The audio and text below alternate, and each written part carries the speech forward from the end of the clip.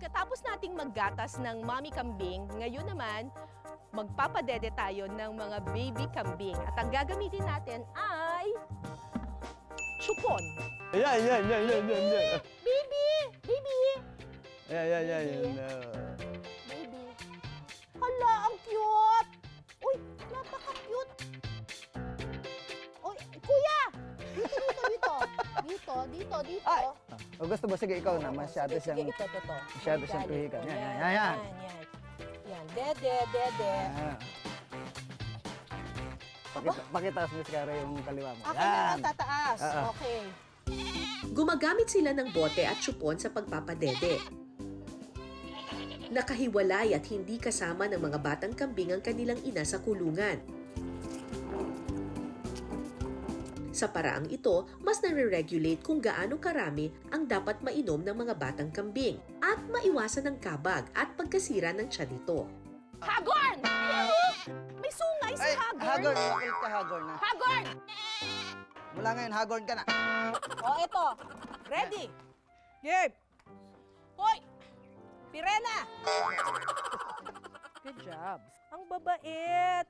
Tuwang-tuwa siya, oh. Saya nila, oh. So, ito yung gatas ng kambing na nakuha na natin. So, pwede itong inumin as is. Opo. Pero, ginagamit din daw nila para pangluto. So, ang iluluto natin ngayon ay chicken curry. Nilalagyan nyo ng gatas. Opo, para maging creamy din po yung sauce po niya. Oh, pero may gata pa rin. May gata pa rin Okay. po.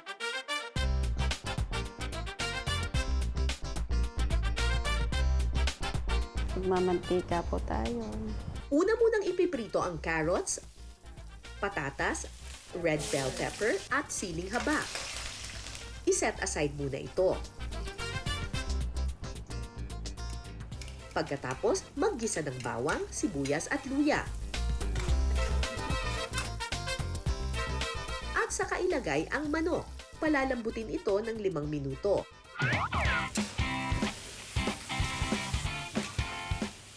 Sunod na idadagdag ang curry powder at gata.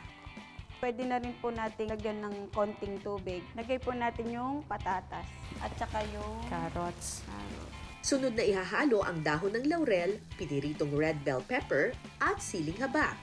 Titimplahan ito ng paminta at huling ilalagay ang gatas ng kambing.